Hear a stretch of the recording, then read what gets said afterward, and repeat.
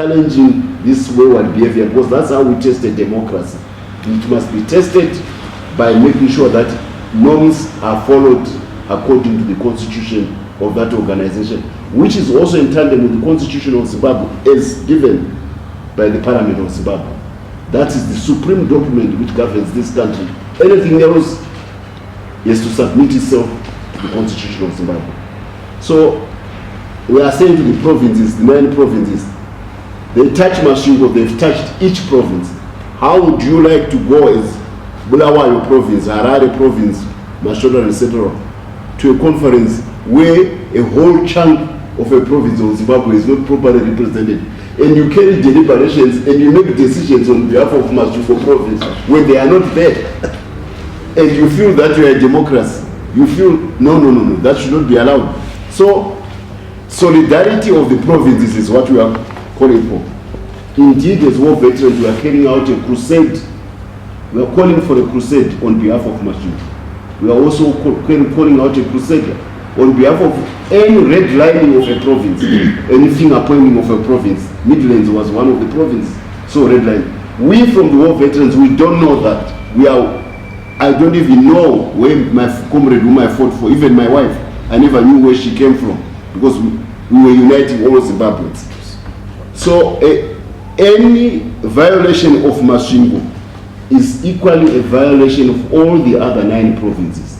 So we are appealing to the 9 provinces to take that matter in that light. They must stand in solidarity and delegitimize a Congress where any of their member provinces has not been properly represented. We can't have individuals become dictators and then we say we are going to a Congress. And I'm appealing to the President of the Republic, who up to a certain point has made a name of being iconic in his respect for the laws of the country. Why would you want to host a Congress where a province is not properly and rightfully represented? He is now going to completely soil his reputation, and it's happening now because of the behavior of these people. Is Kasukwere his alter ego? And when did he become his alter ego? Where he just follows what he wants to, what he does. A whole president with an illustrious record reduces himself to being taken around the nose by an erratic, ill-educated, greedy young man who has got a lustful ambition for power, which is unbridled, which respects no institutions, which is completely anti-national, anti-unity of the Zimbabwe people. Comrade President, be wary of this young man. A reputation built over the years is on the precipice. Magari Swananza, Niwana, President. That's what we are saying. So he should be wary of them. That deals with the issue Masvingo and any other infractions against other provinces. We want to have a crusade, and this is going to be one of the themes which we'll be pushing for at the upcoming Zimbabwe National Liberation War Veterans meeting, which we are planning in Harare, where we'll be having a review. We have reached out beyond Jabu Sibanda. We have reached out to Comrade Dumiso Dabengwa at Zipra. We will be having a joint committee, like we did during the war, ZIPA, the JMC, leading to the unification of the 2 historical wings of the National Liberation Movement, which is ZANLA and ZIPRA. We are so happy we've refound each other, and the G40 has made it possible to refound each other, and we are happy to announce to the Zimbabwe people that your fighters, those who sacrifice so much, they are now on one and the same page. So Comrade Dumiso Dabengwa will be one of our guiding lights. Indeed, we want to reach out to the regional fellow liberation movements in South Africa, Namibia, Angola, Tanzania, and Mozambique. We have already sent diplomatic feelers to them, and Comrade Dumiso Dabengwa will lead that. I will be under his guidance because he's always my senior. He's number 2 in ZAP historically. So I'm folding myself to him on this assignment, even when I'm recognized by their side that this is the Zimbabwe National Liberation War Veterans Association. This is a measure of the consummation of the relationships which we've established among war veterans. But beyond Comrade Dumiso Davengo and Zipra, we are also reaching out to the other comrades of the 1975-76 Vashandi period. Yes, the war is not a linear war. There are challenges in a war. We were not following a template. Wayward decisions could have been made, mistakes could have been made, genuine or otherwise, infiltrations of the enemy could have been made. But it does still not take out that the fact that somebody had left his home as a young man in Zimbabwe to go and fight. And those Vashandi comrades started the war which made it possible to have Geneva Conference, which in turn made it possible for President Mugabe to come out of Climane. He had not been part of the restart of the war. I was in Mozambique when the war was started. He was in Mozambique, but he was not in the camps. He was in Climane. He had been taken out of the camps. Zipra did that. Zipra and Zanla formed Zipra in Tanzania and expelled Sithole in the absence of President Mugabe. They only mentioned him as a possible leader. Then they went on to start the war in 75-76. And it is the war which signaled to the Americans that Rhodesia was gone. That's why Kissinger came and the Geneva Conference came about in 1976. We need to honor those comrades, to recognize their role, notwithstanding all the other issues which may have arisen out of the internecine fights which may go on in the war. So Comrade Elias Wondo, as I speak, is hosting Comrade Matema Dandama SG in Goku. People will know that he was the deputy operations commander during the Zipa period. And earlier on, he was the one who suppressed the Azanari rebellion by a reinforcement which came from Mukagawa. He's there, he's alive. We have reached out to him because he's a historical figure in the freedom of the independence struggle of Zimbabwe. We want him to be given that due recognition. And we want them back into the war veterans fold. And I'm reaching out. What am I saying? All the people who took part in the 75, 76, in the 60s and 70s struggle, we have refound each other. We are now under one umbrella. So it's good news for the people of Zimbabwe. It also makes many of the comrades who departed rest knowing that we have refound each other. It also makes the surviving comrades be happy with each other because these are comrades who fought. I was the other day going to bury Comrade Gabarino Cheka in Chifu, and I was with Comrade Perez Shiri. Comrade Perez Shiri was in Tanzania when the war started. He was training. Remember the story of Jonathan trying to claim that he was at Mukagawa, changing the dates. And Comrade Perez Shiri says, "You are a liar. You came in 75. He was trying to take advantage of the Debele Shona thing, which is nonsense. It didn't exist. As we were going there, I then mentioned to him that in 1976, I was actually in the area of Chihota and Marirango as a comrade all the way from Mozambique. Because he was in Tanzania, he says, you can't tell me that you had reached this far in 76. I said, no, I was here. And then I mentioned the comrades whom he knew from Tanzania who had been deployed in 76. And I said, we were here and some of them died in these battles. He says, no, I wasn't aware. What am I saying? What am I saying about this? I'm saying that the history of the war has not been properly documented. And there is a perception that only certain people matter in that war. And the stories which have been going on in the Sunday Mail and the interviews by Miyarazuni, they don't as yet carry the full picture of that war. That's why we cannot have that complete picture of the war unless we reach out to all the others. That's why the Vashandi people have to be brought back into the fold, because they are historical figures in the liberation of Zimbabwe. So I'm saying again to the people of Zimbabwe, I'm giving you back the gift of all the people who fought your war. This should have been done by the party since independence. It has not been done. Now we are having a situation where Gamma talks and G40 fallout, they then get rehabilitated and it's naturally in order. But when war veterans try to come together, then there are aspersions being cast about that. You see, people have got an evil agenda against the people who fought. They fall out as counter-revolutionaries and renegades. They say it's okay. But when we try to refine each other, hey, we Zipra, hey, no. My executive is not for that kind of divisionist. That chapter is effectively closed.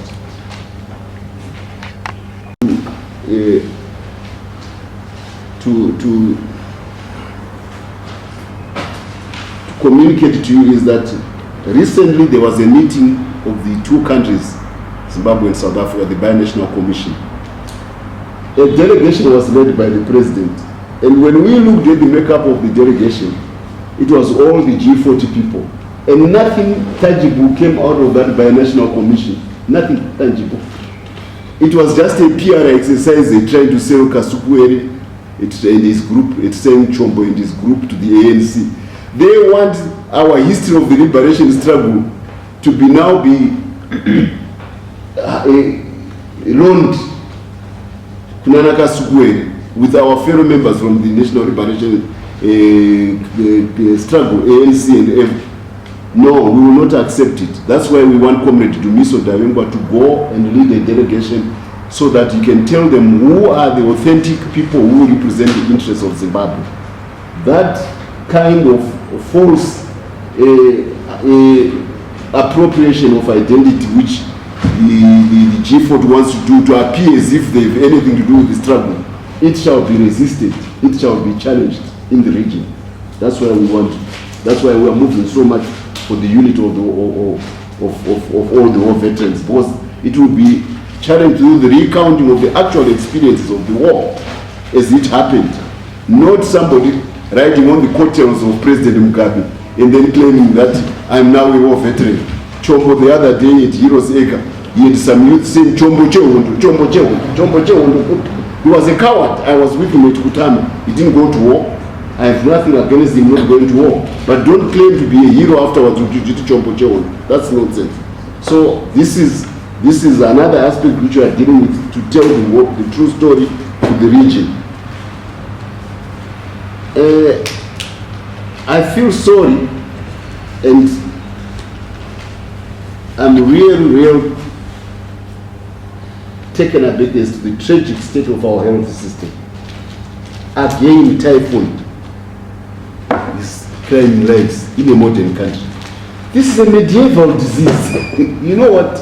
It comes from the time of the Middle Ages, well before humanity had made all these problems. And typhoid means drinking water with feces. What is it? Feces. And it's happening right in the city of Harare, the capital of the country.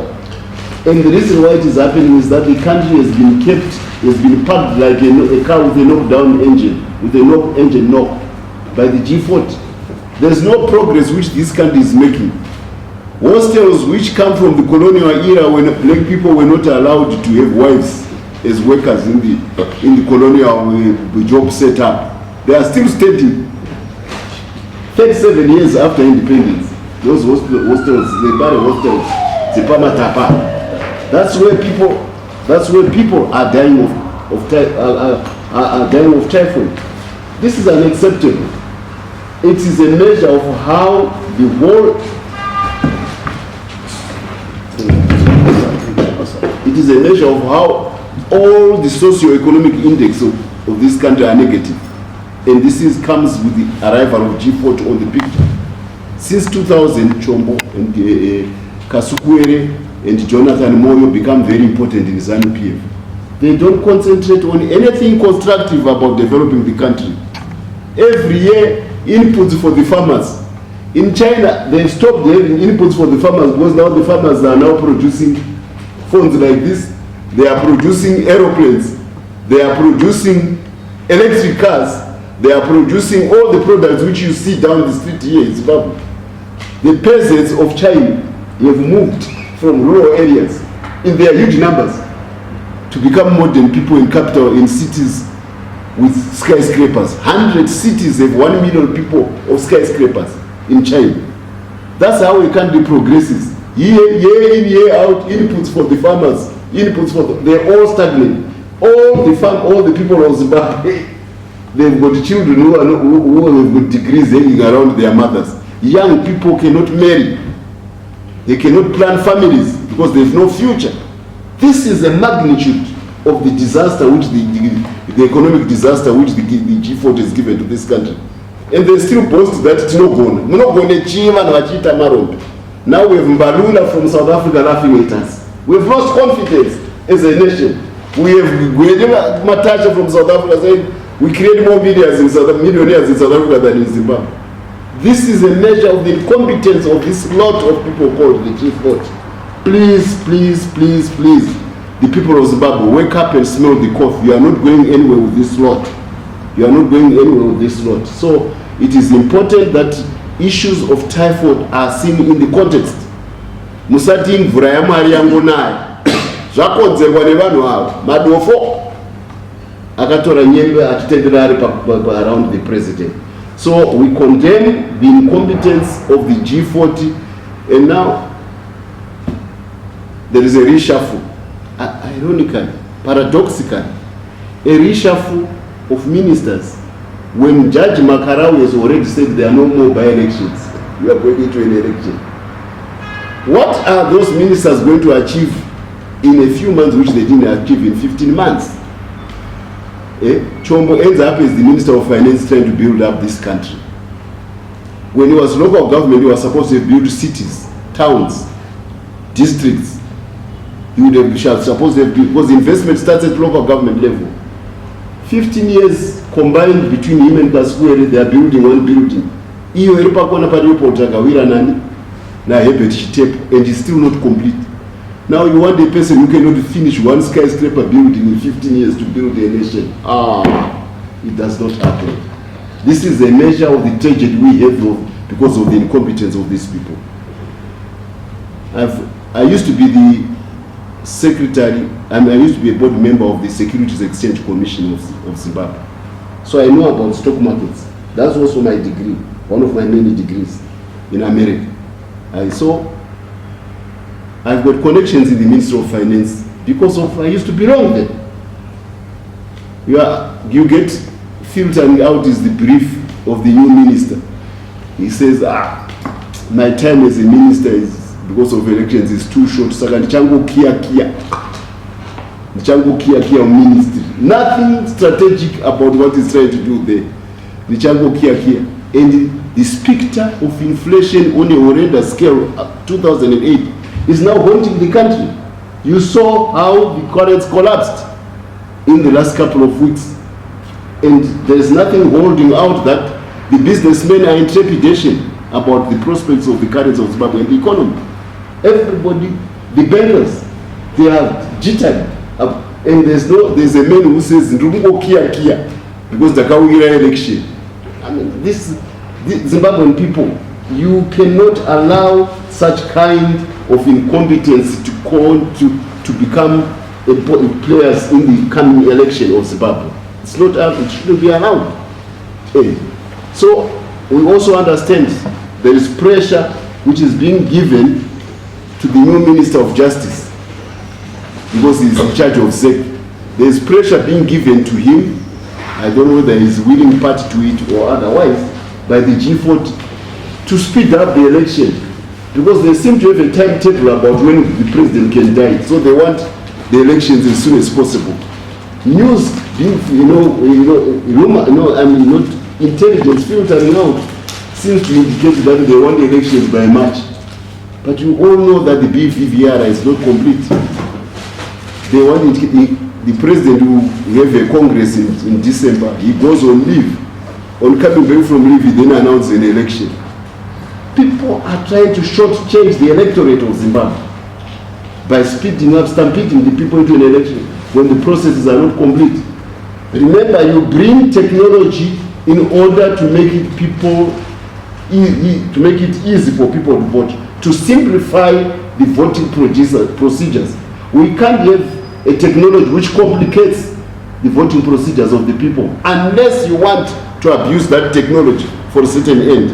So we are wanting software becomes the voter of Zimbabwe and not the president. We are warning of a system becomes a substitute for the voters, for the voting people of Zimbabwe.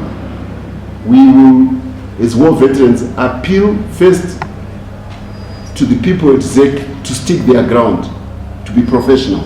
Secondly, we want the region, South Africa in particular as a part of SADC, to look at how they can bring in expertise in the software and communication field to make sure that the BVR system delivers the wishes of the people of Zimbabwe as they voted, not a substitute for Kasukuere, Jonathan, and anybody else, and Chombo, to be the people who choose the outcome of the elections in Zimbabwe through the manipulation of the BVR system. We also appealing to Judge Makarao. Your integrity is at stake here. We want you and your team to stand their ground. We don't want what happened in Kenya to happen in Zimbabwe. We went through a war which was much more painful than Kenya and the Mau Mau. We are at a higher level than them in terms of cohesiveness as a country. We don't want that cohesive nature tested by the abuse of the electoral systems through the introduction of ill-baked technological solutions which can then be open to manipulation. For these and other stories, visit our website www.263chat.com. Follow us on Twitter @263chat and like our Facebook page 263chat.